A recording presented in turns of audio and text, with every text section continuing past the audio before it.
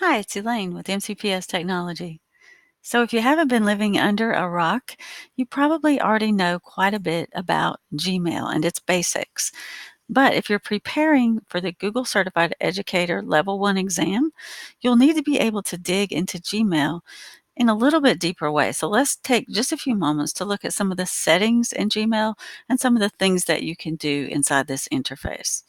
So I'm in my Gmail account right now, and as you know, there are tons of menus inside every Google application, and there's more than one way to do things. Let's take a minute to talk about labels. So think folders when you hear labels for Gmail. So that's basically what they are. Labels are a way that you can organize your inbox and keep it clean. I like to keep mine under 50 emails.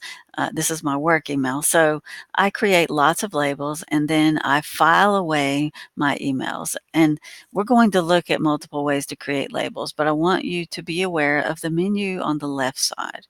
So if you scroll all the way to the bottom, you'll see the word more. And if you click that and then scroll down further, you'll see manage labels and create new label. So this is where I typically would go to make a new folder to put email in. And so all of my labels you can see are up here. They're marked by this little icon. And so if I am finished with an email, I can simply drag it over and drop it then into the label. And there's also other ways to assign labels to emails. So labels are one of the best ways that I have found to keep my inbox organized. The other thing that has tremendously been a help to me is being able to search my email. So there's a search box at the top, and you can search your email based on pretty much any criteria. So we've been working on an app called Pocket Points. So if I wanted to find all my emails that have those words in it, I could simply type Pocket Points and it would narrow down my emails to just those words. Another thing that you're very likely to encounter on the exam, and it's incredibly useful to you as an educator, is the translate feature. Whenever I click on an email, you'll notice I get lots of new things here at the top, lots more options. And I have also 3 dots in this menu over here. If I click it, notice I have the option to translate this message. If I click that, then I will get a new menu and I can translate this from English to pretty much any language that I want. And this is really convenient if you have students and or parents whose first language is not English. So now you can see that my message has been translated into Filipino. So I'm going to go back to the original message, but just good to know that that is there. With this menu up here, I can assign more than one label to this message. If I want it to live in more than one folder, I can simply click here. I can assign it to this label and perhaps this label and just click apply. And then notice all these labels are applied. So if I clicked on that particular label over here, I would see the message inside both.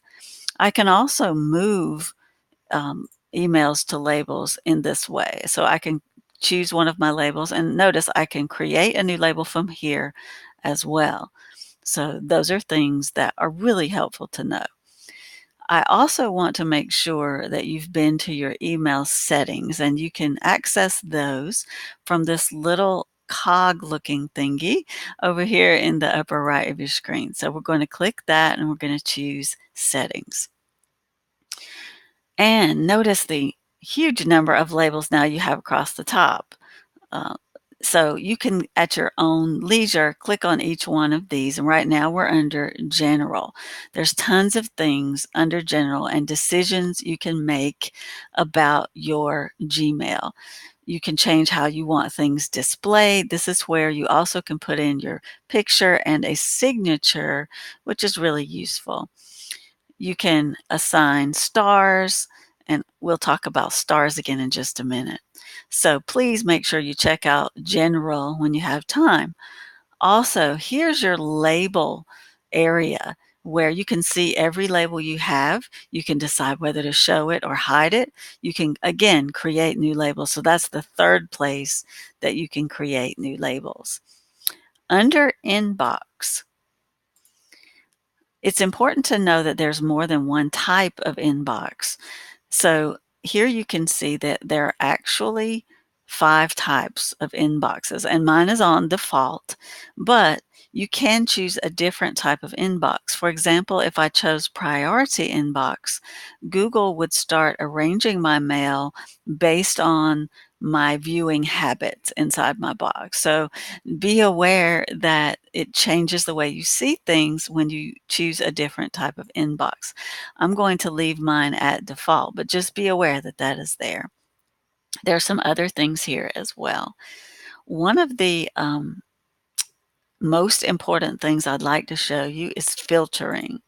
What filtering does is it really allows you to manage your email, because let's say you don't want to have to see every email that comes into your box. Maybe you get a huge amount of email and you'd like to be able to automatically have some of your emails go to a certain label or automatically be deleted, or maybe put a star by it or mark it as important or archive it. There's lots of things you can do with filters.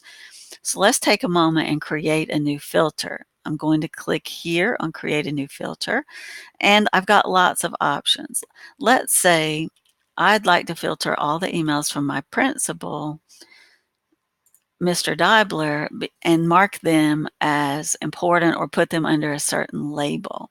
So I'm saying all the emails from my principal, and then I click create filter. What that will do is give me all the options that I have. So I'm going to I'm going to put a star by every email I get from my principal, and then I just click create filter. But before I do that, notice I have lots of options here. I could archive it automatically so I wouldn't see it. I could apply a certain label. I could delete it, and that wouldn't be good since it's from my principal. I could always mark it as important.